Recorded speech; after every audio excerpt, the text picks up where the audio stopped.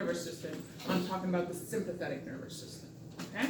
And your adrenergic receptors are your alpha and your beta. Acetylcholine can be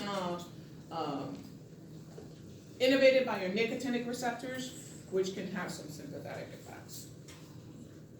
Okay? Adrenergic receptors, stimulation both beta 1, beta 2, increase the heart rate, chronotropy, and then contraction, inotropy. If I have a drug that I'm increasing your sympathetic response, and I don't want to start talking about drugs because then I'm going to pull pharmacology into pathophysiology, but you're all in here for pathophysiology, right? Not pharmacology, right? You start now, right? So you have your beta 1, your beta 2s, okay, and you have alpha 1, alpha 2s, okay? If I stimulate the adrenergic receptors, and when we're talking about pharmacology, we're going to talk about agonists and antagonists. We're going to talk about sympathomimetics and sympatholytics. We're going to talk about parasympathomimetics and parasympatholytics. Okay? If I'm talking about a mimetic, I'm talking about something that enhances. Okay? If I'm talking about a lytic, I'm talking about something that blocks. Okay? So when we're talking about stimulation of the beta receptors, if we're talking about stimulation of it, we're enhancing it, we're agonizing it, okay, not antagonize it. So you're usually, we're talking about sympathomimetic drugs. And sympathomimetics are things like epinephrine, norepinephrine, and things like that, okay? And so, and then your parasympathomimetics are things like pilocarpine and things like that, okay? So your sympathomimetic drugs are the things that are going to increase your chronotropy, which is going to increase your heart rate, because if it's a sympathomimetic, it's going to act like adrenaline. And if it acts like adrenaline, because it's mimicking adrenaline, it's going to do what adrenaline does. It's going to make you heart beat faster because it says, I need to perfuse the heart. Something's wrong, I need to perfuse the heart. And in order to perfuse the heart, it says, I have to get blood from the periphery in order to perfuse the heart. So it's going to close down the vasculature. That's why it causes that vasoconstriction, okay? It causes vasoconstriction so blood can go up to the heart so that I can perfuse the heart, and it starts the heart beating stronger and faster so that I can get blood to the body to perfuse because the body's in stress, okay? So this is your stress response, okay? Your sympathetic nervous system, your adrenaline response, your adrenergic response, adrenergic receptor stimulation, okay? And then you have chronotropy, I guess, that's the heart rate. Inotropy is your contractibility. We have positive inotropy, meaning increasing the strength of contraction, and we have negative inotropy, where we're decreasing the strength of contraction. We have positive chronotropy, where we're increasing the heart rate, and we have negative chronotropy, where we're decreasing the heart rate. Now, which ones do you think have positive chronotropy? Sympathetic or parasympathetic? Sympathetic. Which one do you think has negative inotropy? Parasympathetic.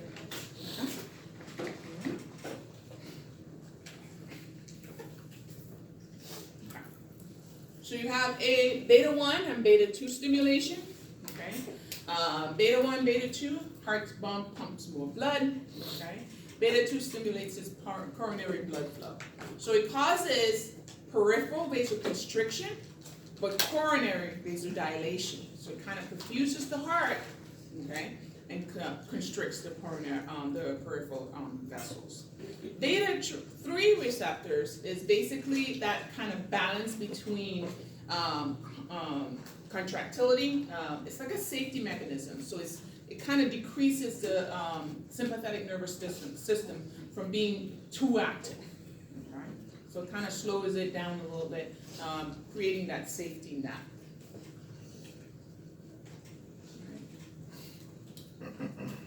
The myocardial cells. Troponin T, troponin I, and troponin C. What are you worried about when you see troponin T, troponin I? You know that that's coming from the myocardial cells. Okay, that's myocardial damage. Okay, when you see those cells, those markers elevated, you know that you have damage to your myocardial cells. Okay, your intercalated disc is basically the junctions that actually get one action potential to the other, to the other, to the other, and that's where we talk about myocardial metabolism. We know that the coronary vessels perfuse the myocardium. The myocardium needs constant perfusion or it's going to get ischemic.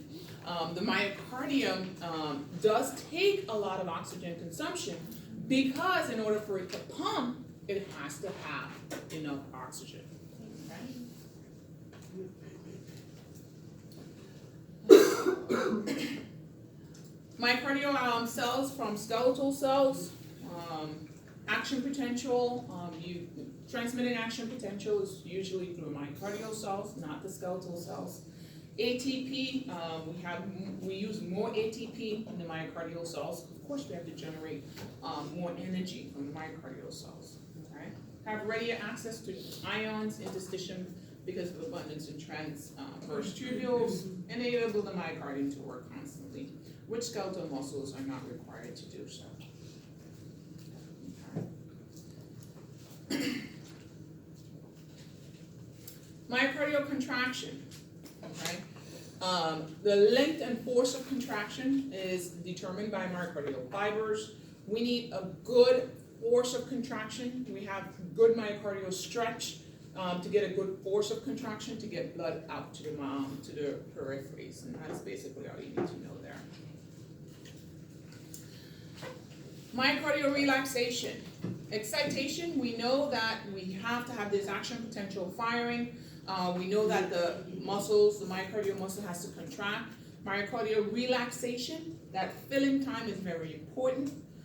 If we decrease myocardial filling time, what usually happens is that we don't have enough blood to eject and we don't have enough perfusion to the coronary vessels, or the myocardium itself. Cardiac output. Is cardiac output the same across the board? No. Is my cardiac output and Shaq's cardiac output the same? No. Okay? If Shaq had my cardiac output, he'd probably be in a hospital bed somewhere. Okay? Because his body structure probably needs a whole lot more. His heart, remember your heart is about the size of your fist. And his fist is about the size of my head. So, that's where we're at. Okay? Normal cardiac output is about 5 liters per minute. Okay? It's expressed in liters per minute. Ejection fraction, the amount of blood that's injected with each beat. Okay? Normal in men is a little bit, I think the women's heart is a little bit more hyperdynamic than the man's heart. Okay? So women is about 66%, men is about 58%. We have a high ejection fraction, we have a little bit more hormonal activity in our heart. So we're a little bit more hyperdynamic than men. Okay? If we're having a good ejection fraction, it tells us that our heart is pumping well. Okay? It has good cardiac, it has good preload, we have good distensibility, and we can recoil well and push blood out. Okay? If we have a low ejection fraction, it means that the blood coming back into the heart may be coming in, but the amount that we're ejecting may be because our heart is, the distensibility is gone, our elasticity gone, or we have a chamber that's super small and we can't hold enough blood in there. Okay? That will, our ejection fraction, if we have our small chamber, will actually be the same. It will be actually enough, but our cardiac output will be down. But if we have a distended heart where the chamber is all dilated and our heart can't contract, we'll have decreased ejection fraction. Okay? And just so I don't forget to say it because it came into my head right now, that's the difference between systolic and diastolic heart failure. Okay? A systolic heart failure, look for the ejection fraction. If you have a heart failure question on your test and it tells you that the ejection fraction is 10, it's a systolic heart failure. Okay? Because a systolic heart failure has to do with pumping ability.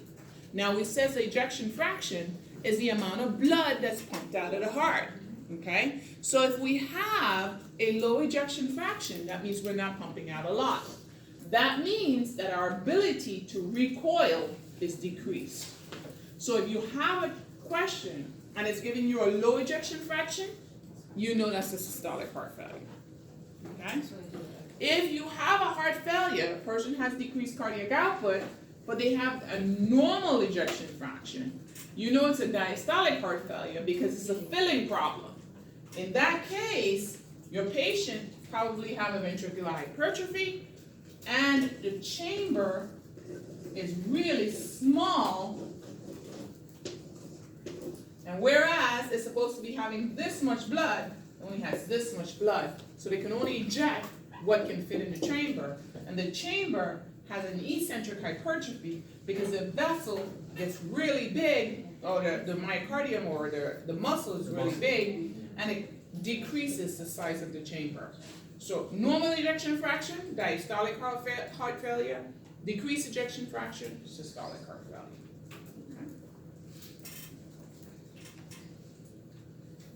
Okay. Preload. Volume of blood in the ventricle at the end of diastole. Okay. What is it determined by? Ventricular end diastolic volume and ventricular end diastolic pressure. Okay. If I have a little bit of blood in the ventricle at the end of diastole, my preload is going to be low. If I have a little pressure and I can't pump, my preload will be low. Okay? Make sense? So if I don't have enough pressure or if I don't have enough volume, those are the two things that's going to impact. Right? What's it determined by? Blood return to the ventricle and blood left into the ventricle at the end of the systole. Okay. If I have a whole bunch of blood left in the ventricle at the end of systole, that tells me I have a heart that cannot contract. Okay. And that's my systolic heart failure. All right. Make sense? Afterload. Systemic vascular resistance, okay, or total peripheral resistance. Your total peripheral, I can't speak, resistance is the amount of pressure that the heart has to pump against in order to get blood out to the systemic circulation, okay? So if I have a situation where my vessels are being clamped down, I have like really bad allergies, and my allergies, when they act up, I get swelling in my nasal terminates. So when my nasal terminates swell, I go to the pharmacy and I get Sudafed D. Okay? When I get Sudafed D, it has phenylephrine in it. Phenylephrine is like adrenaline. Okay? It's a sympathomimetic. It's a sympathomimetic. What it does is it's going to cause me to have, on my arterioles, it's going to cause vasoconstriction. So I know when I'm taking that, and I go take my blood pressure, it's going to be what? High. Elevated. Okay? Because my systemic vascular resistance is going to be high. Because it's causing vasoconstriction, it's clamping down on my vasculature and causing my blood pressure to be elevated. Okay? And that's why people with hypertension should not take those type of drugs. Okay? Even some of those cold medicines, they have that component in them, they should not take those drugs because they can actually cause severe vasoconstriction, which can cause the blood pressure to be elevated. Okay? Does that make sense? So your systemic vascular resistance, if it's elevated, blood pressure will be elevated. That's your afterload. Your afterload is what that resistance that your heart has to pump against in order to get blood out to the systemic circulation.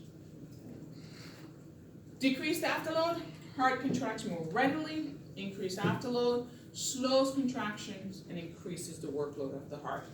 If your workload of the heart is consistently increased, it's like doing a bicep curl. If I do it enough, I get hypertrophy. If the systemic vascular resistance is high all the time, that's why you have significant ventricular hypertrophy in all those hypertensive patients. And that's why I think most of them have diastolic heart failure. Frank-Starling law. It says the degree of the stretch, the more I can stretch, okay, the more distensibility I have, the bigger the force. If you ever had and I was supposed to bring my rubber bands and I forgot them. Anybody have a scrunchie? Give me a scrunchie. Oh, that's not a good scrunchie. There you go. That's a great scrunchie. No. Well, give me, yeah, that's actually a good scrunchie. Give me. There you go. Her great scrunchie. Right? Not have a lot of contrast. All right. This. We use this. There you go. I have a lot of distensibility. So if I open this, and God, please don't let it hit anybody. Her great scrunchie doesn't have that much distensibility. If I let it go, which one recoils better? The first one. The one that has tighter stretch. Okay? The one that can do, I'm sorry, I dropped it on the floor. Okay? So if you look at it, the bigger the stretch, better the recoil. Okay? The further it's going to go. The more it's going to push. The harder it's going to push. If this doesn't have enough distensibility and it's nice and boggy, okay, right? It's not going to go anywhere. Okay? It's going to pull out, and it's not even pulling me back. Okay? So I can just pull this and I can pull it with a whole bunch of hair and it's not going to do much of anything. Okay? Same thing with the heart. It's a good analogy. Thank you. Thank you. I dropped it on the floor. I'm sorry. I feel like one of those superstitious people. Your hair is going to fall out. So that's really Frank Starling's law. Frank Starling's law. I'm sorry. I've never heard that. There's a whole bunch of stupid people. So it's like you can't flush your hair down the toilet, you can't put your hair on the floor. A whole bunch of crazy. Don't cut your fingernails or toenails where somebody can get a hold of them. What? Even that. See? They can do a abajito and do you Oh my God. It's crazy. a little Okay? So anyways, superstitious people. Frank Starling law says more stretch, the increase the force of contraction. Okay? The better the heart can stretch, the heart muscle, the more distensibility, more elasticity the heart muscle has in it, the better the force of recoil, the better it's going to recoil, the more it's going to push blood out. Okay? Laplace's law says the force within the chamber depends on the radius of the chamber and the thickness of its wall. Okay? So if I have a big heart, okay, and that's when we talk about concentric versus eccentric hypertrophy. If I have a heart that balloons out like this is the wall. All this is the chamber. Versus a heart, this is the muscle.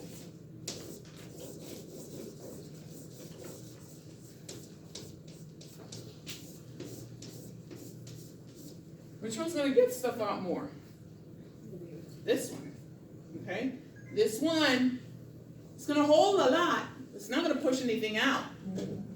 This one's not going to hold anything. It's going to push it all out. Okay? Because this muscle is not as boggy as this. Okay? So what Laplace's law says, the force within the chamber. If I have a lot of force, it's going to push stuff out. If I won't have force if this muscle is all weak and boggy. It's not gonna give me much force. This muscle is nice and thick, it's gonna give me a lot of force. It's the amount that's in it that causes the problems. Okay? Myocardial contractility, stroke volume, volume of blood ejected during systole. Are you okay? Drink water.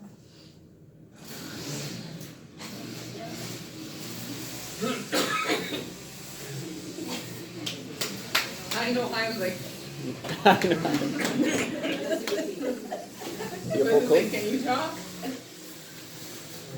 Okay, good. He speaks. He speaks. I know. Okay, so what determines the force of contraction? The stretch, the ability of the myocardium to stretch. If the nervous system, remember we talked about the autonomic nervous system, the innervation from the autonomic nervous system, and how much, the adequacy of oxygen supply. If we don't have enough oxygen supply, we can't make ATP. If we can't make ATP, our cells are not going to work. Okay? So all those will actually give it. Inotropic effects. Okay? Norepinephrine, epinephrine. That's going to actually increase the inotrope, the contractility of the heart. Okay? The negative inotropic effects, we said acetylcholine. Acetylcholine is innervated by the parasympathetic nervous system, and it's released from the vagus nerve. The vagus nerve, when we say vagus nerve stimulation, and if we have a person who we say they have a vagal nerve stimulation, your vagal is that area where blood pressure drops. Okay? Hypoxia, of course, it decreases contractility because we said if you don't have ATP in the cell, the cell's not going to work. If you're hypoxic, you can't make ATP because you don't have enough oxygen. Okay? Heart rate. Average heart rate is about 70 beats per minute. Okay? What happens if someone who normally has a heart rate of 80 beats per minute now has a heart rate of 120 beats per minute? Huh? Say it again? Eventually may not have time to fill. Vegetables don't have time to fill. Well, they're in a chest pain, yes. But you know how many times I see, like I walk into a unit, the patient's heart rate is like 130. And I ask the nurse and they go, oh, she's been like that all day. And they're gonna get whacked out early. And you go, well, then you call somebody? Oh, yes, but I called a cardiologist, they haven't called me back. But then I just said that it was like that. She's been like that all night. She's been like that all day. She's gonna wear out. Who allowed that to happen? That's a risk unit factor. in every Yeah, to hospital. the report. Yeah, yeah, Patients yeah. with a heart rate in the Time. 120s, they're typically in the 80s, they're not, the heart is not relaxing, they're not perfusing well, you're increasing workload on the heart.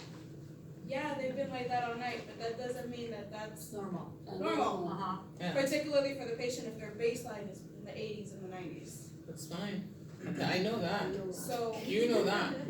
I still see it happen a lot. And then like a couple hours later, I hear code rescue.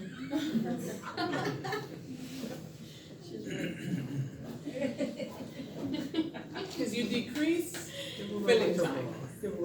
You have more contracting time, so the heart is in systole more than it's in diastole.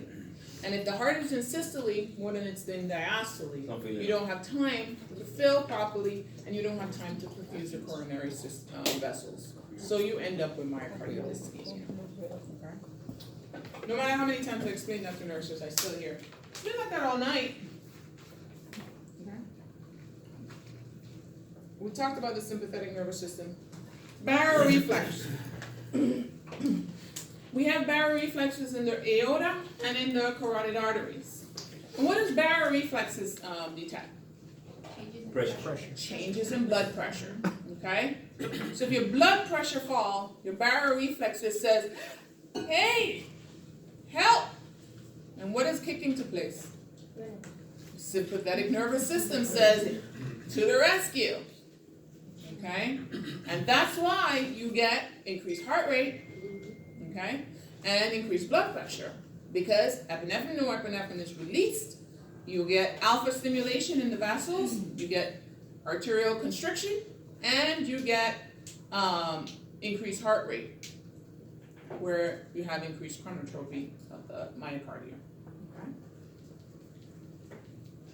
Hormones and biochemical reactions. What are the hormones that increases the heart rate? We know cortisol. We also know thyroxine, which is the thyroid hormone. All these increases the heart rate. Okay.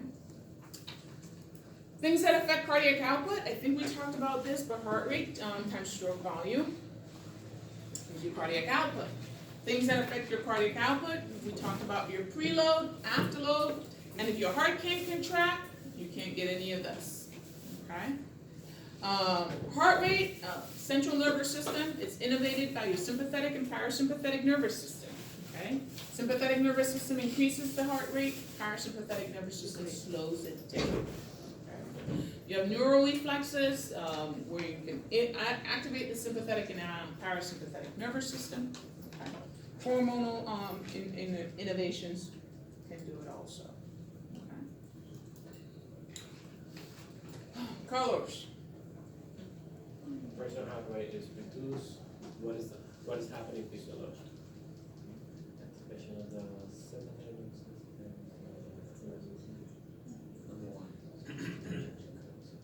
Two. Number 2. No. 1.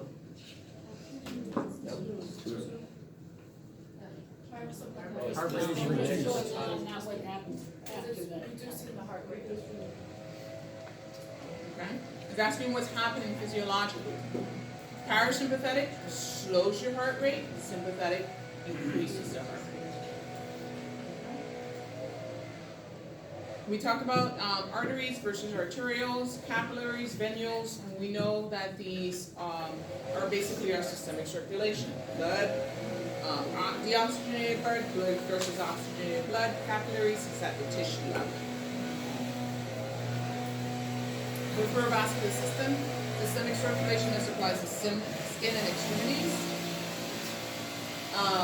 The vessels or the blood vessels, we have 3 layers.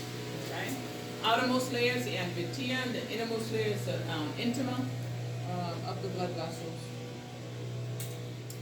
We talked about angiogenesis, branches or getting new branches of vessels, and that's basically caused by exerting the heart. Okay? Arteriogenesis, branches from smaller vessels or such as arterioles, and vascular genesis is a growth of vessels from progenitor or stem-like cells. That comes from the bone marrow. Arterial vessels, we know that they're more elastic. Muscular arteries, fewer than elastic. Vasodilation versus vasoconstriction. Vasodilation is relaxation, constriction is contraction. Okay. Capillaries at the vascular bed, this is how we exchange. Okay. Nutrients, ions, all that, active transport at the capillary bed. This is what the blood vessels look like.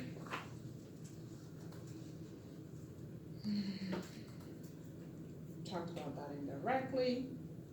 Veins are thinner walled, large diameter, they're less extensible. They don't recoil as good as arteries. Push blood back to the heart.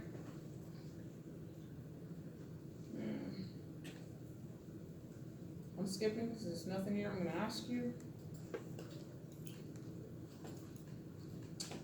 Turbulent flow versus luminant flow. Luminant flow is basically the vessel is completely fine and everything is going straight ahead. Turbulent flow, is what we call a murmur, or what we call, what else do we call it? A stenosis, or when we have carotid stenosis, okay? When we have a bruit, that's the word I'm looking for. A bruit is a palpation of turbulent flow, okay? A murmur is an auscultation of turbulent flow. So if I'm palpating it, I'm feeling a bruit, that's telling me that there's turbulent flow there, okay? If I'm auscultating it, I'm hearing a murmur, that tells me that there's turbulent flow, okay? That's what it looks like. Vascular compliance, we know that if the artery or the vessel is stiff, we can't get it to move, we can't get blood flow through, it's non-distensible, it's not accommodating. Veins are more compliant than arteries. Move. Arterial pressure. So mean arterial pressure is the average of pressure throughout the arteries and during the cardiac cycle. The pulse pressure is the difference between the systolic and the diastolic pressures. That's why it concerns me when I see a nurse writes a blood pressure of like 190 over 50, and I don't think it's a problem.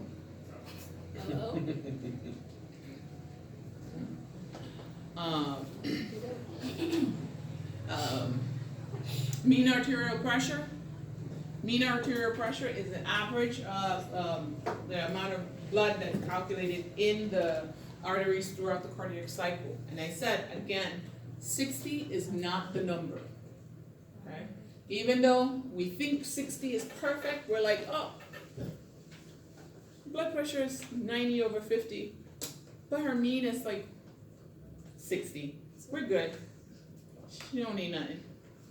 Meanwhile, she just like is scheming her brain, okay? Because we're not paying attention.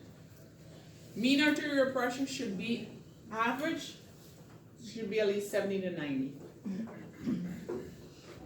An average. And the funny thing about it is when we and I say this a lot because I don't think that nursing comprehends what it is like, the importance of cerebral perfusion. There's a huge disconnect because I walk in all the time and I go, there's a cardine drip on, and I walk in and I say, well, the blood pressure is 90 over 40. Oh, the mean is like 65. Oh, they're good. And the cardine drip is going at like 15. It's like, when do we turn this off?